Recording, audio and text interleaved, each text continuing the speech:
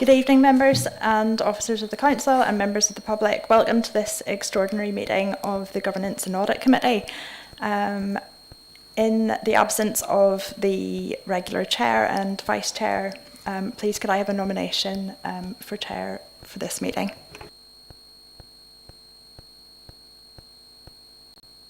Okay, so that was proposed by Councillor Edwards and seconded by Councillor Packman. And agreed. Thanks. Oh, thank you very much.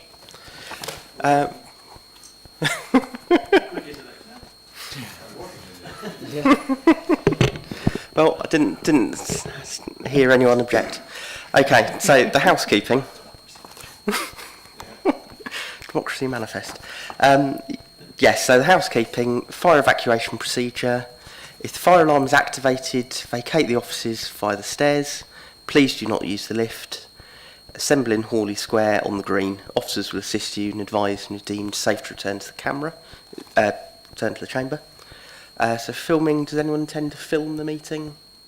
No, lovely. No members of the public. So, everyone present, please ensure mobile phones turn to silent. It's not used to make or receive phone calls in the chamber while the meeting is in progress. Meetings being live streamed for members of the public will also be recorded, be subsequently broadcast on the Council's YouTube channel. Are there any councillors who wish to speak under 20.1? No? Okay, apologies for absence. We've had councillors Will Scobie, Rupert Faruqi, Alan Munns. I believe there's also an apology for Councillor Marlon Barlow. Are there any other apologies? Use your microphone. Use your microphone. Yeah, Matthew Scott. Lovely. Thanks very much. Okay. Are there any... So, next item, declaration of interests. Are there any declarations of interest? Nope. Lovely. So, agenda item 3, statement of accounts 2022-23. So, Chris, would you be able to introduce the report, please? Thank you. Thank you, Chair. So, as been discussed at this committee before, there's a backstop arrangement in relation to outstanding local government accounts that applies to all councils in England. The item you have presented to you tonight, firstly, is in relation to our accounts for 22-23. We did cover off this at some length at the previous meeting, particularly in relation to the work that Grant Thornton did. However, the Council requires that the Governance and Audit Committee formally approves or adopts the statements for 22-23. So that's what the recommendation is from this report tonight. Happy to take any questions. Okay, thank you, Chris. Do councillors have any comments they'd like to make about the 22-23? Gone. Okay, lovely. So the recommendation is the committee approves statement of accounts. Could I have a proposer and a seconder? So we've got Councillor Packman and Councillor Davis.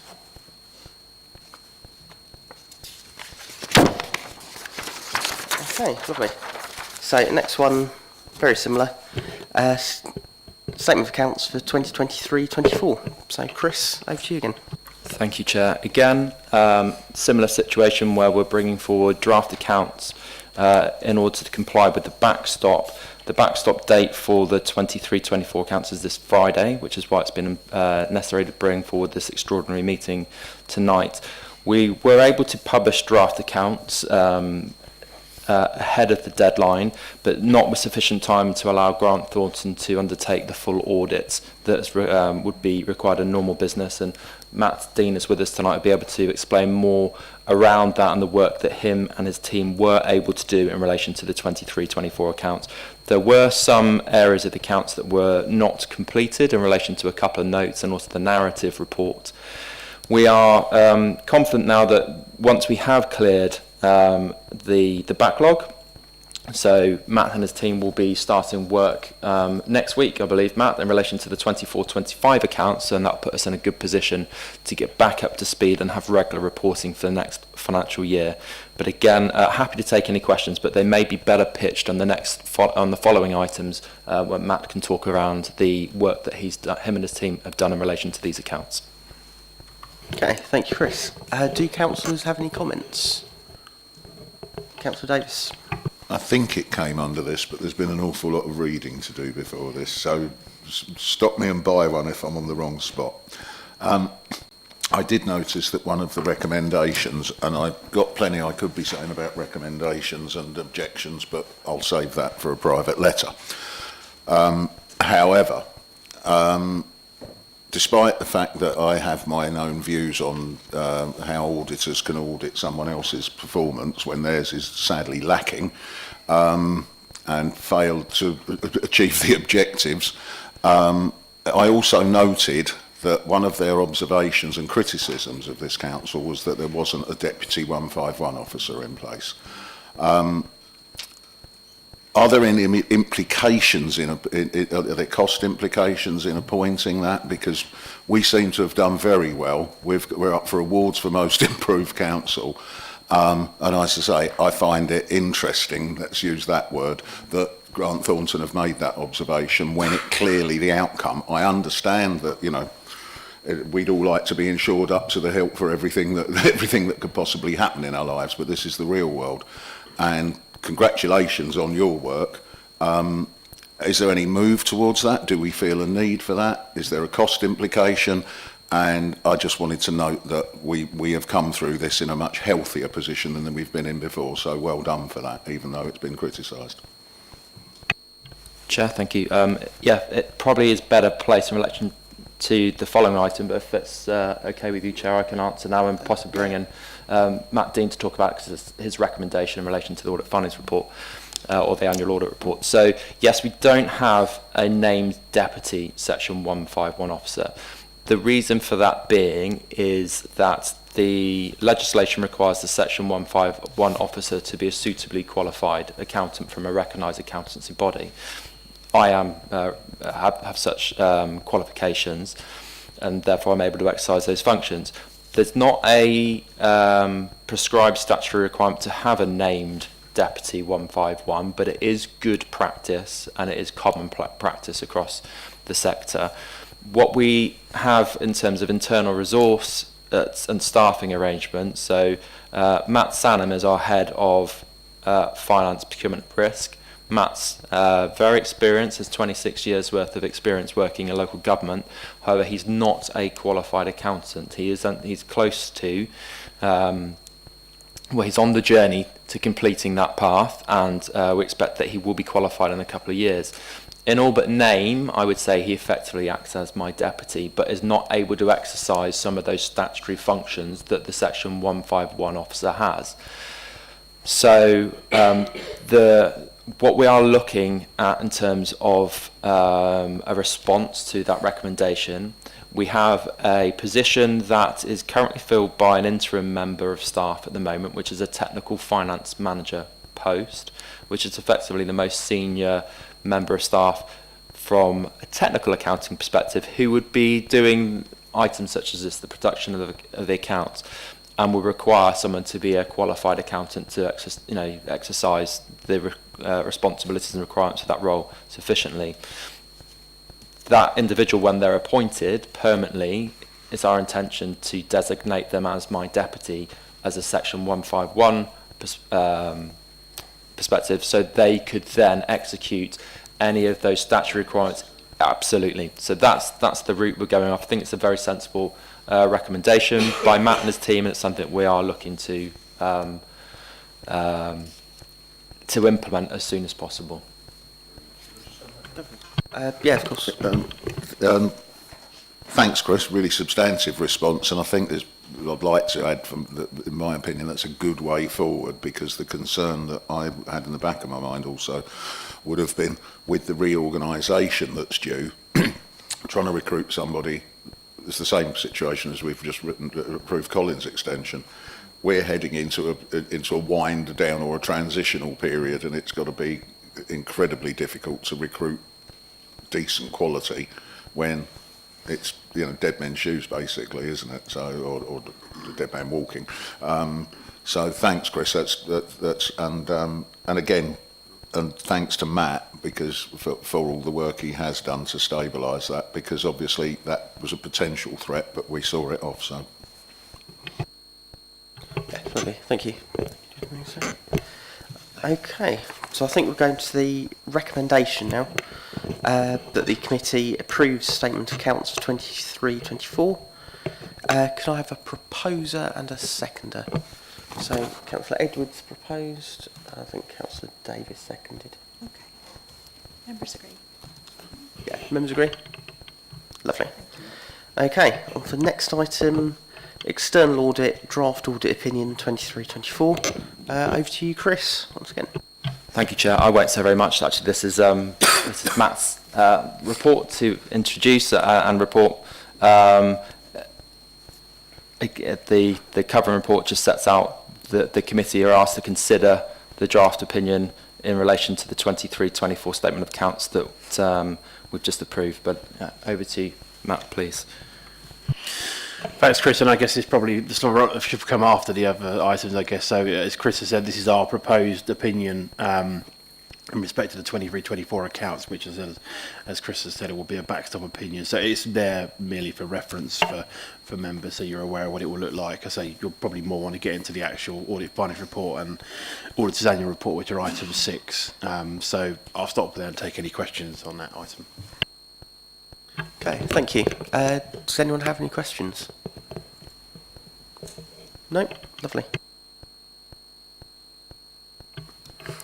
Do councillors... So the recommendation is that we consider the draft audit opinion and note the report. Does everyone agree noting the report? Yeah, lovely. On to item 6, external audit findings report and auditor's annual report. So this is you again, Chris. Thank you, Chair. Yes, again, a couple of reports that are attached as annexes to the main reports. We've got the audit finance report at Annex 1 for 23-24 and an addendum to that that's attached at Annex 2. And then in addition to that, at Annex 3, we've got the auditor's annual report that focuses on the value for money. And I imagine that's where members may wish to have the majority discussion around that. So again, this is for the committee to consider and note, but I'll pass over to Matt to introduce his reports. Thank you, Chris. So yes, two papers here. The first one, as Chris said, is our audit findings report, which starts on page 137 of the supplementary pack, Annex 1. This will look similar to the report that we shared in respect to the 22-23 accounts, largely as Chris has trailed earlier, in terms of effectively we've reached a similar position in terms of undertaking a limited amount of work ahead of the backstop deadline, which is the end of this week. So that sets out there, I guess, just in brief, sort of what we have been able to do and why we've been able to draw the line, or why we've drawn the line where we have. I think it's just worth flagging on the second page of that report, in page 138, the second paragraph, where because of the objection that we're considering in respect to the 22-23 accounts, we'll be unable to issue the backstopped opinions until the work on that objection is complete, because it could have a material impact on effectively both years' accounts. So we just want to flag that there, that's obviously being worked through, and we'll come back once that's complete. We've then summarised in there, I guess, the value for money work, which obviously I will touch on in a minute in terms of the second report there, and then it's just the appendix just details what we have been able to do in terms of our audit responsibilities. So I could stop there and take any questions on that report before I go into the auditor's annual report, if that's easier. Okay, yeah, that makes sense. Any questions on this one, Councillor Davis? Yeah, thanks, Matt. You mentioned objections to the accounts, and I'm going to bring up what I alluded to earlier, because you said that an objection that I and another member of the public, I was a member of the public at the time, we made a valid objection 4 years ago which we never have had a report or an outcome to. You did state before that that wasn't a valid objection. It is a valid objection. It was a valid objection. And we have not received any response to our request to you to look into this and why you're saying it's not a valid objection. The discussion was, various discussions were held with Sarah Ironmonger, we were written to, and it was accepted as a valid objection because it was quite a lot of what we put in there informed recommendations, statutory recommendations that were subsequently made to this council. Consequently, I want to put on the record that a member of the public is being denied that they made a correct objection, and I don't want this going away at the end of this week just because everybody wants to draw a line under their failings.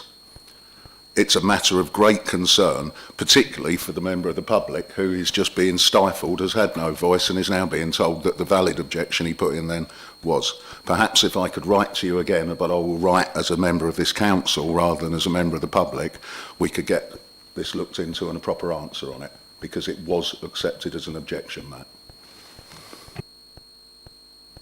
Understand the challenge, councillor, and do write to me and take it away. So we have had detailed looking at it since the last meeting, and it hasn't just been me. It has been I've been liaising with Sarah and our legal colleagues in terms of where that stands, and we have obviously shared an email with the member of the public who, just setting out where our view is on that. That was a considered view. That wasn't something we've rolled out, without going through what we believe is due process. But we'll take those points on board. If you want to share those concerns with me via writing, I'm happy to consider. If I could please, Matt, because as I say, it's not personal, but it certainly feels quite personal to the member of the public, and I'm particularly incensed because I wrote the confirmation of the grounds of the objection, having agreed how that would be phrased. I wrote that email myself. We have a copy of it to Sarah, and it led to actions which were quite substantial.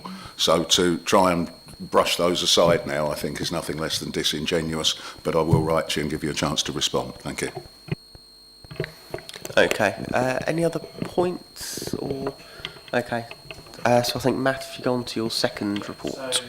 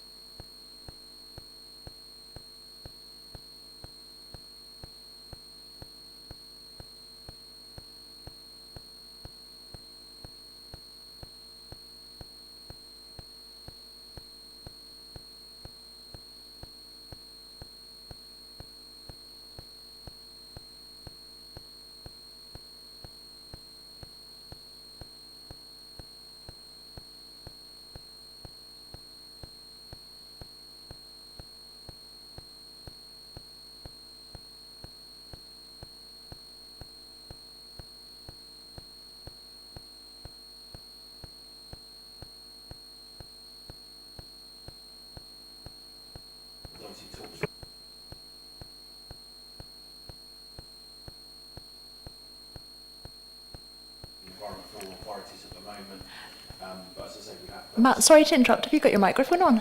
I haven't. No, I apologise for that. So I'll jump back briefly if anyone wants me to repeat. So, in broad terms, I'd say per page 160 is a positive trajectory, certainly around the financial sustainability of the authority. I say there are still key recommendations raised on the two other strands, but certainly we've seen improvement on the points that have been raised in previous years. I say the summary on 157 onwards just provides a little bit more detail in terms of the key positions. So I think clearly it's a challenging environment for all authorities financially at the moment, but I think the council has made some decent steps in terms of moving that forward. Clearly there are areas for the authority to work on, but I think it's right to reflect some positivity in that area. in terms of governance, obviously we've had recommendations in the past around sort of some of the restructuring and those kind of things. Obviously we know a lot of that has been worked through, and those kind of things. I say there is a little bit of work still to be done around those, but again, positive trajectory in that area. And then in terms of the 3Es, again, positive trajectory in terms of where things have gone, but I think there's still work to do. The rest of the report, I guess, goes through the detail. The report in a huge amount more detail. I'm more than happy to take questions on any specifics that members have got in terms of that. Okay. Do any members have questions? This one? No. Did you have a third report or?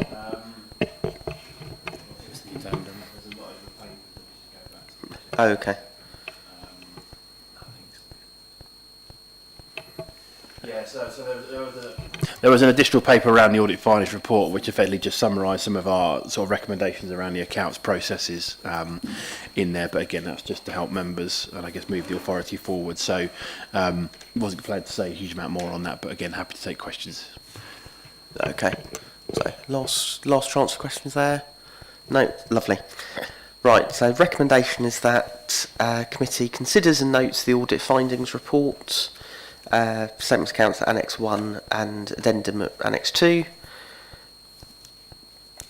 And the unlikely event that a minor change be required, the Senior 151 be delegated authority to sign off the accounts in consultation with the committee chair, and that the committee considers and notes the external auditor's annual report covering value for money as set out in Annex 3.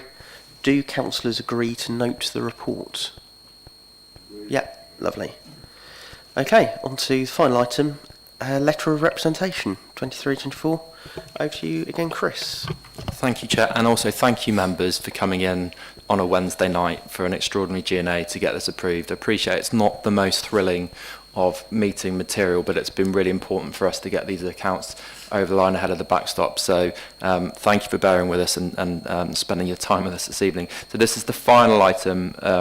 It's effectively a letter that ourselves at the council write to Grant Thornton to provide evidence that we've adhered with appropriate standards and accounting requirements, and it will be signed by myself and Councillor Britchett as the chair following the end of this meeting. Happy to take any questions. Okay, do we have any comments from councillors for that one? No, everyone's happy. Lovely. Are we all willing to note the report? Yeah, issued by the Director of Corporate Resources, Section 151. So, yeah, lovely. Right, well that concludes tonight's proceedings. That's all been done in 25 minutes. Thank you, everyone.